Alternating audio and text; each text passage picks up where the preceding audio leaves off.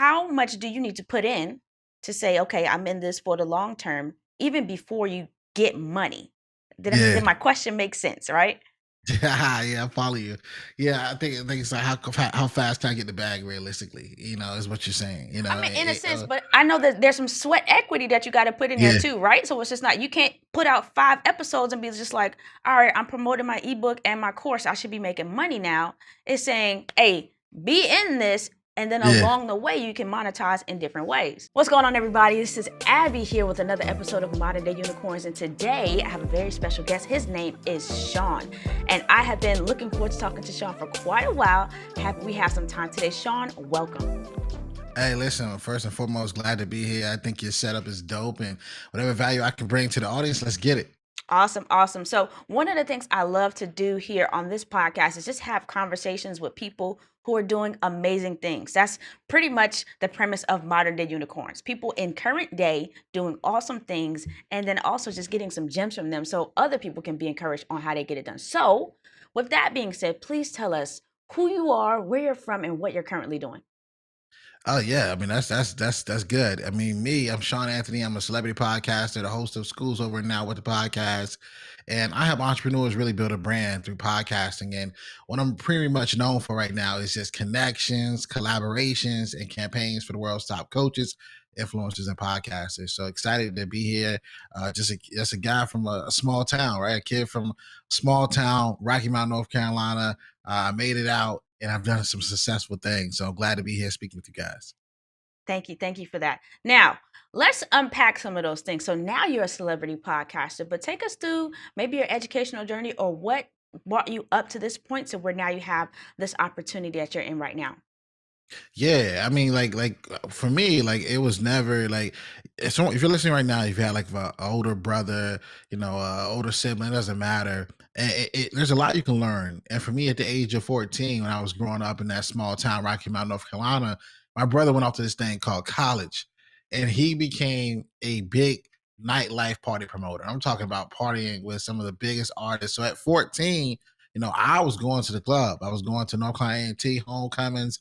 I was standing on couches with Young Jeezy, Rick Ross, but I learned so much game from him. I learned how to market myself.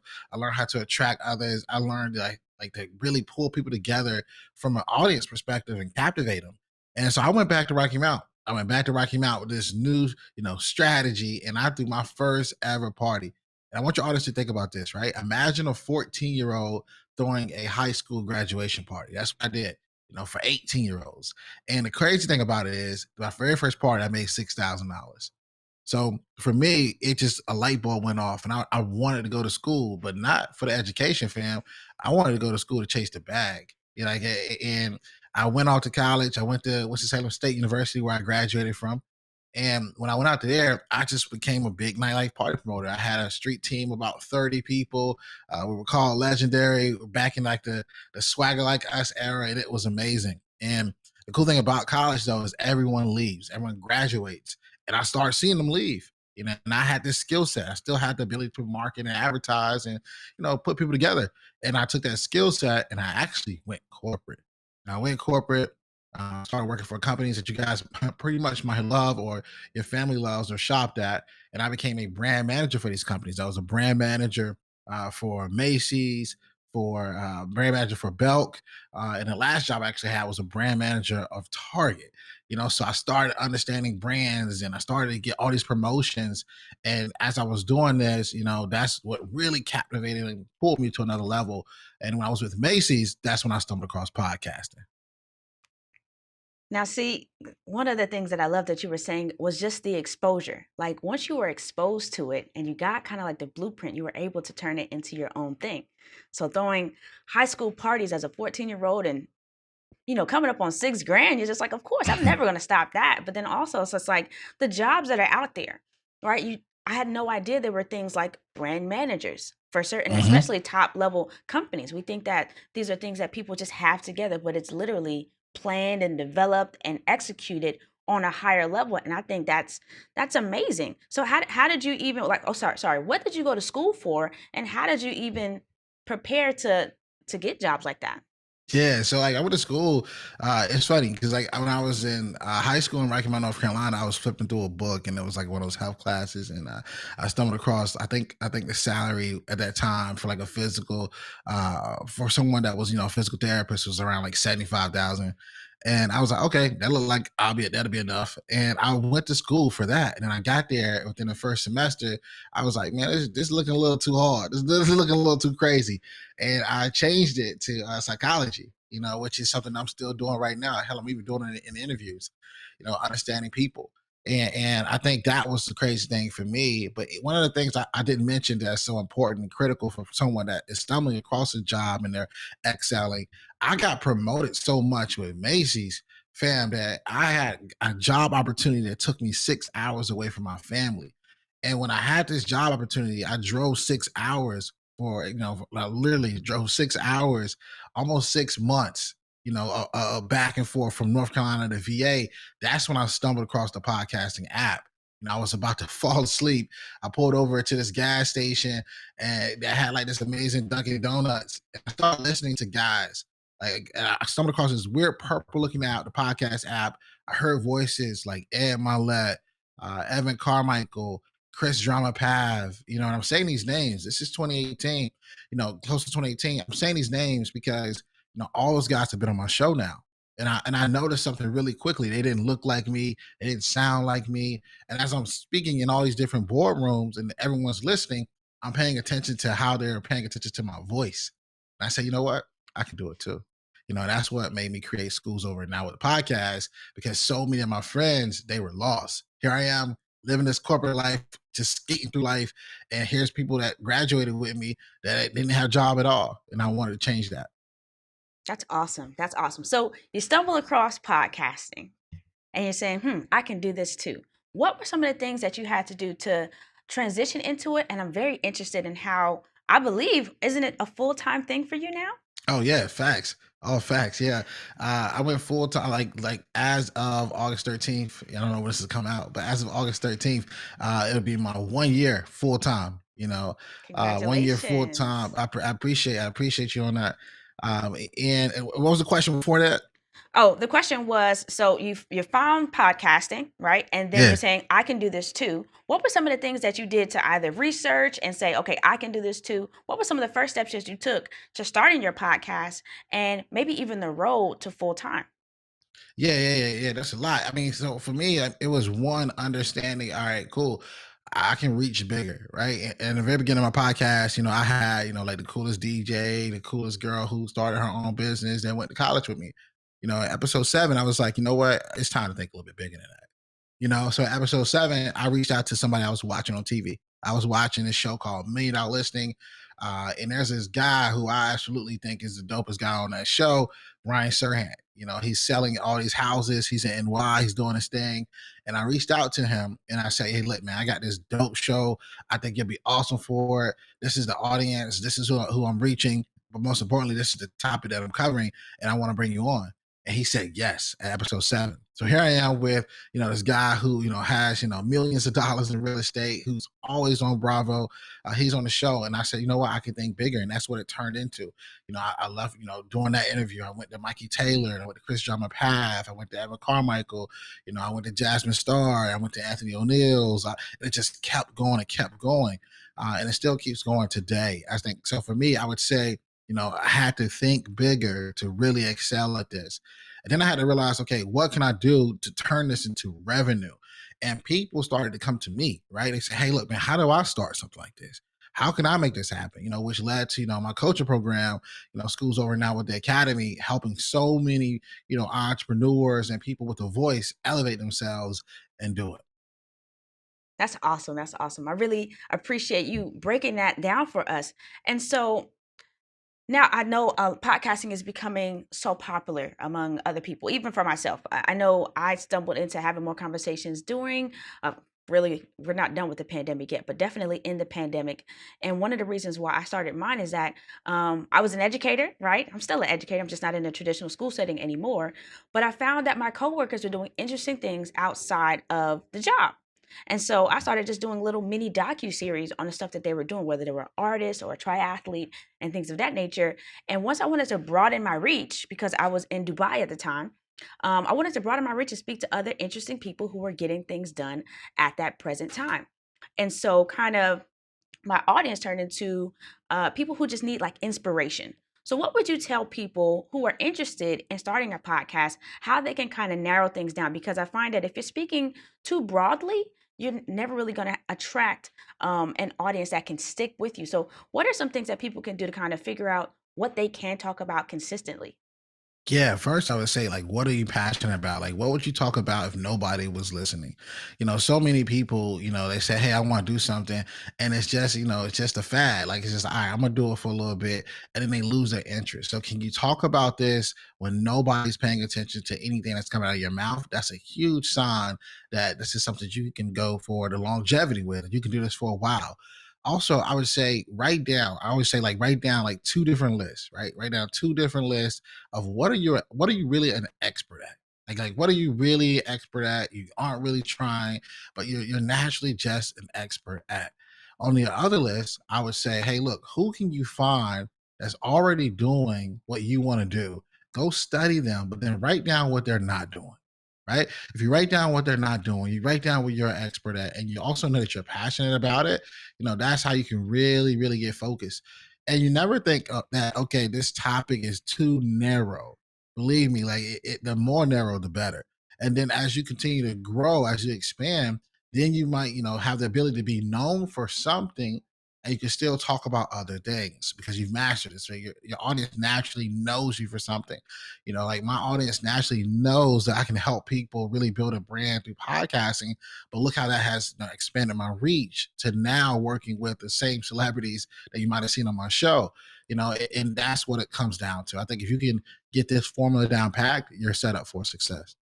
I want to tell you one of the most specific niches I've ever heard, and it wasn't even on a podcasting thing, but it blew my mind on when you said you can't limit yourself, you can't be too narrow. This individual said that she was a personal trainer for brides who wanted to lose weight before their wedding date, for brides and bridesmaids. I was just like, that is so specific, right? But the important Hmm. thing about it is if anybody were to get married and say, "Oh, I really need to get in shape," I know this person who specifically does this for that. And I feel like a lot of times people are just scared to say, "I do this one thing." They feel like they literally have to be a buffet of information for people when it's just like, "No, I'm I'm just the grapes." Yeah, but let you know it's crazy. I love that. I mean, that's almost depending on how who that person is and how they're doing it. That might be one of the most wealthiest ideas of all time for them. You think about it like this, right? You can easily target who your clientele is. People get, pop the question, get a new date every single second on this planet. That's one. So I like that. And then also too, I just think about the branding inside of me thinks about all the brands that would want to be associated with any woman getting ready to get married. And that can go into your branding if you were that specific person. You could have events with all those brands there. So I like that, and that's somebody who's really found their specialty.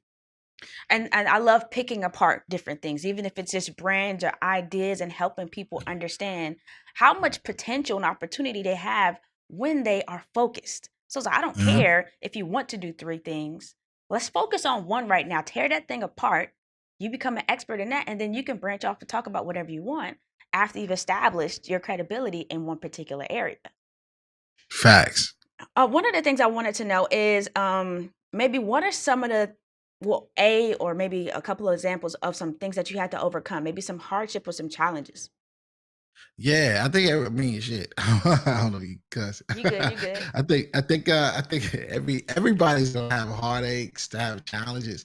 I would say the number one thing is you have to be careful who you listen to. Two things, like who you really listening to. If you're really going to step out on this entrepreneurship journey, there's this thing called first generation entrepreneurship, where you might be the very first person in your family who ever went after the bag. You might be the very first person in your family who really created their own business. You might be the first person in your family that's bold enough to say, you know what, I'm about to leave this job and bet on me. And when you do that, the funny thing and unique thing about it is that yes, people will be rooting for you, but at the same time, there might be one or two people who might be bold enough to just say, "Hey, you okay? Hey, are you gonna be all right? Hey, how much you spending? Hey, what's your finances looking like?" And those are usually the people who are never capable of making that leap, who feared everything that you're about to do. So I would say pay attention, to who you are listening to, but also limit who you think is telling you the truth, and find new examples and get around those people. You get around a lot of people that got money, at some point, you're going to learn their strategies, their tactics. I'm not going to tell you the corny line of, you'll be the fifth person. And everyone knows that. But I think what's most unique is you'll learn what's working for them and you're going to be able to apply it. I have another important question for everybody, right? Because they see podcasting on one end, you're just talking to random people, you're doing everything. I would like you to let us know how many bags are out there for podcasting. Jesus Christ. There's many. There's many. It is so funny. I was on stage with David Shands at Black Equity Con, and we are talking podcasting. One of the most unique things I think that if I can motivate a lot of podcasters right now saying is that I turned podcasting into a six-figure side hustle with no sponsorships. And I think that is a bomb. People are like, oh my God. And to give you the formula, right? You are your biggest sponsor. You don't need to be holding Colgate and showing your teeth all the time. You don't need to be, and all these things I'm about to say, we'll get a bag from them, we'll take it.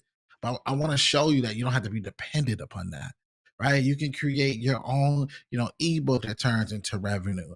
You can create your own course that turns into revenue.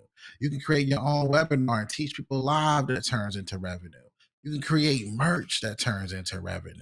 You can also sell yourself as a talent to a company that will then pay you to talk about whatever topic they want to talk about as a podcast, but they don't have the voice to do a podcast as revenue, right? You can sell a service as revenue. There's so many different bags out there that you also can be booked to speak based upon what you're doing to maybe speak and motivate the youth. I remember one of the biggest checks I got in the early stages as a side hustle is I remember Temple University, a school I could have never got into. They gave me $4,000 for 30 minutes virtually, right? Like it's possible.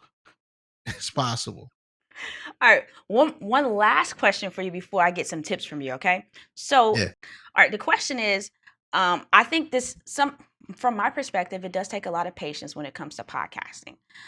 What do you think or say the timeline is for some people to experience maybe some sort of success? But I don't want to necessarily base it off of success to say you do this for 1 year and then blah blah blah blah blah. But in a sense, how much do you need to put in to say, okay, I'm in this for the long term, even before you get money? Did Yeah. my question make sense, right? Yeah, I follow you. Yeah, I think it's like how fast can I get the bag realistically? Is what you're saying. I mean, in a sense, but I know that there's some sweat equity that you got to put in there Yeah, too, right? So it's just not, you can't put out 5 episodes and be just like, all right, I'm promoting my ebook and my course. I should be making money now. It's saying, hey, be in this. And then yeah. along the way, you can monetize in different ways. I'll tell you both. I mean, I can tell you how to get it back day one. Like day one. If you are someone that's let's say you have a podcast that's B2B, that's businesses. You're talking about products, ways to sell, right? And you are already naturally in that space, right? Podcasting is a passion of yours. You want to create it as a side hustle. You could, create a space in your house, or you could potentially go to a space. You can even rent that space out. You could set it up with nice cameras, nice quality. And then what you can also do from there is that you can, then engage people on LinkedIn who are known for product-based B2B businesses, offer them to be on your show to talk about them, but promise them that you're going to give them 10 to 30 clips that they'll be able to promote on social media. You're turning yourself into a production, right? You can run a bag up like that. Literally day one. But if you're somebody who wants to just, do podcasting, I would say you find your voice though. I would say you can find your voice by episode 30. You'll have data about who your audience is. You'll be able to approach sponsors if you want to go that route. If you're somebody that is a coach who sells a product based service business, you could potentially, at the very beginning stages, start running your own ads. Talk about your ebook before you interview somebody. Talk about your coaching program that you offer before you talk to somebody. Give away that freebie to build your email list. Now, you can do that very quickly. So that's what I would definitely would share. Those were amazing tips. I hope you all have been taking notes. I'm going to give you another opportunity to pull out that pen and pad one more again, okay? So Shawn, I ask every guest to give us 3 tips on whatever. So yours could be podcasting, yours could be getting your life together. I don't really care. Whatever your heart is saying, 3 tips that people can put into action ASAP. Power relationships. The power relationships is the number one thing. There's people right now that are excelling in life, and it's not because they're better than you. It's not because they know what to do. It's not because they are geographically in a location that you aren't at. They just got the power relationships to make that call, to send that text, and get the answers they need, or potentially work with them. The second thing I would say is that whatever you do, you got to dream it. You got to dream that it can happen. Write it down. There was things I wrote down or I put up as far as a vision, and all of them came true. All of them. So that in the words of Nipsey Hussle, I reached every goal I ever set. I had to sit back down and rearrange that list. And then last but not least, you got to believe it. You got to believe that you were supposed to have that dream. You got to believe that you are the person that's supposed to break this generational curse with your family. You got to believe that you are the person that's going to help impact others. That's it. Listen, Shawn, thank you so much. Before we go, I need you to mention all of the places and spaces that people can find you. I know that you have an awesome school, so please tell us all of that information. Absolutely. You can find us on all platforms. You can find me on Instagram at Shawn R. Anthony _. And you also can listen to the podcast and also go to the website at schoolsovernowwhat.com. Listen, folks, thank you so much for listening to another episode of Modern Day Unicorns. Be sure to stay tuned because we have awesome guests continuing to come. And if you are a unicorn yourself, or you know somebody that is, feel free to message me or DM me so I can have a conversation with them. Thank you once again, Shawn.